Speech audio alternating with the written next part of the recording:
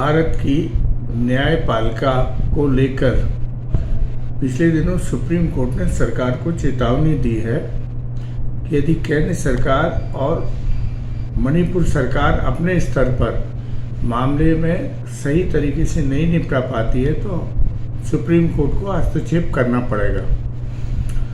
बहुत दिनों बाद यह देखने में आया है कि जब न्यायपालिका सक्रिय हुई है, लेकिन हमें अपने बचपन से लेके और अभी तक जो 8-10 सालों में न्यायपालिका की जो सक्रियता है वो पहले की तुलना में बहुत कम हो गई है। हम लोगों को ये सिखाया गया है, बताया गया है कि न्यायपालिका सर्वोच्च है और वो विधायिका कार्यपालिका के ऊपर नियंत्रण करती है। न्यायपालिका के पास कोई अधिकार नहीं दिए गए हैं, लेकिन उन्हें चारों पक्षों को सुनने के बाद जो निर्णय, तीनों पक्षों को सुनने के बाद वो जो निर्णय करते हैं उसको संविधान ने सर्वोच्चता में रखा है। इसके लिए कहा जाता है कि न्यायपालिका संविधान और लोगों के अधिकारों के लिए संरक्षण करने के लिए सबसे बड़ी संस्था है। मैंने देखा कि पूर्व प्रधानमंत्री इंदिरा गांधी को जब उनके ऊपर एक याचिका लगाई गई थी चुनाव को लेकर, तो उन्हें हाईकोर्ट, इलाहाबाद हाईकोर्ट में जाके अपने बयान दर्ज कराने पड़े और उनका जो चुनाव अवैध घोषित हुआ था वो मात्र 2 मामूली कारणों से हुआ था कि प्रधानमंत्री रहते हुए जो उनका मंच बनाया गया था उसका पैसा ना तो कांग्रेस पार्टी ने दिया था ना उनने दिया था। दूसरा, एक उनके निजी सहायक उनकी सभा में साथ थे, तो केवल निजी सहायक उस मंच पे होने के कारण इलाहाबाद हाई कोर्ट ने प्रधानमंत्री पद पर रहते हुए इंदिरा गांधी का चुनाव अवैध घोषित किया था।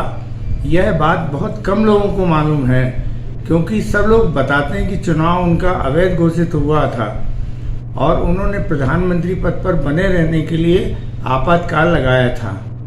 लेकिन चुनाव अवैध किन कारणों से हुआ था? यदि हम उस नैतिकता की तुलना करें राजनेताओं की और हाई कोर्ट और सुप्रीम कोर्ट जैसी संस्थाओं की कि कितने स्वतंत्र थे, किस तरह के नैतिक थे और कैसी अपनी जिम्मेदारियों को समझते थे, इससे सारा शासन, प्रशासन और विधायिका एक दूसरे के दबाव में बेहतर ढंग से काम करती हैं। यह माना जाता है कि 60% से ज़्यादा मामले सरकार के खिलाफ होते हैं और अदालतों के ऊपर जनता को इसलिए विश्वास होता है कि अदालतें दोनों या तीनों पक्षों को सुनने के बाद जो भी निर्णय करेंगी तो वो सभी के हित में होगा। लेकिन पिछले कुछ वर्षों में न्यायपालिका कहीं ना कहीं सरकार के दबाव में काम करती हुई नजर आ रही है। तो सरकार को मदद पहुंचाने का काम जो न्यायपालिका ने करना शुरू कर दिया या जो बचाव का काम कर दिया, उसमें आम आदमी उपेक्षित महसूस हो रहा है कि उसको उसकी बात सुनी नहीं जा रही है। कई साल तक मामले नहीं लग रहे हैं, बड़े संवेदनशील मामले हैं जिनसे उसका पूरा जीवन और परिवार बर्बाद हो जाता है। ऐसे सारे मामले भी असंवेदनशील तरीके से न्यायपालिका में उनकी सुनवाई नहीं हो रही है। अब बात करें 370 की, तो 370 की सुनवाई 3.5 साल बाद हो रही है। अब ये सुनवाई पहले कभी ऐसा नहीं हुआ कि इतने लंबे समय तक जहां करोड़ों लोग उस मामले से जुड़े हुए हों और उस मामले की सुनवाई हाई कोर्ट या सुप्रीम कोर्ट टाल दे। ऐसा कभी नहीं हुआ कि बहुत सारे मामलों में हाई कोर्ट और सुप्रीम कोर्ट ने बंद लिफाफे में सरकार से उनका जवाब लेके और याचिका को खारिज कर दिया।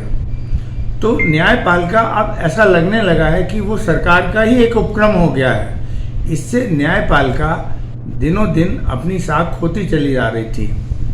मणिपुर की जो घटनाएं हैं वो पिछले 3 महीने से लगातार हो रही हैं। बड़े पैमाने पर वहाँ धार्मिक स्थल जलाए जा रहे थे, सैकड़ों लोगों की मौत हो गई। 30, 32, 35 लाख के मणिपुर में, जहाँ की आबादी कुल इतनी है, वहाँ पे 60,000 लोग अपने ही प्रदेश में शरणार्थी शिविरों पर रहने के लिए बेबस हो गए। वहाँ पर 60,000 से ज़्यादा सुरक्षा बल शांति नहीं ला पा रहा है।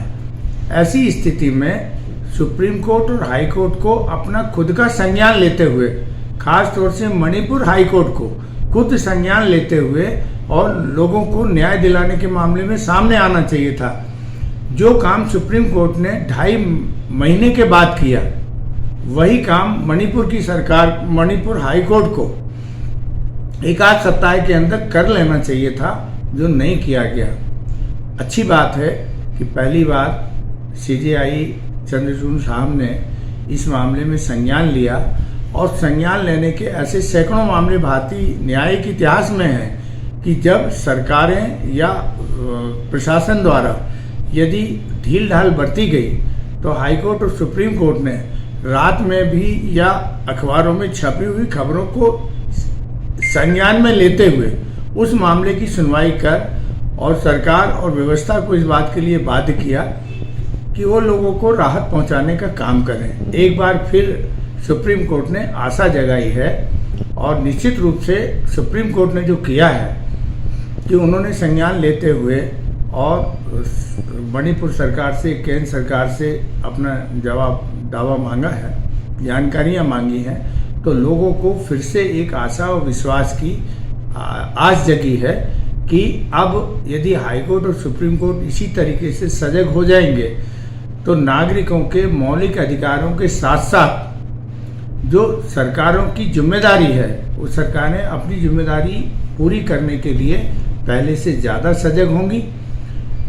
उनकी भी जिम्मेदारियां तय की जाएं, और यदि वो गैर जिम्मेदार होते हैं तो अदालतों द्वारा उन्हें दंडित भी किया जाना चाहिए। और यदि ऐसा भारत की न्यायालयों से होने लगा तो निश्चित रूप से हम अपने मौलिक अधिकारों और संवैधानिक अधिकारों की सुरक्षा कर पाएंगे।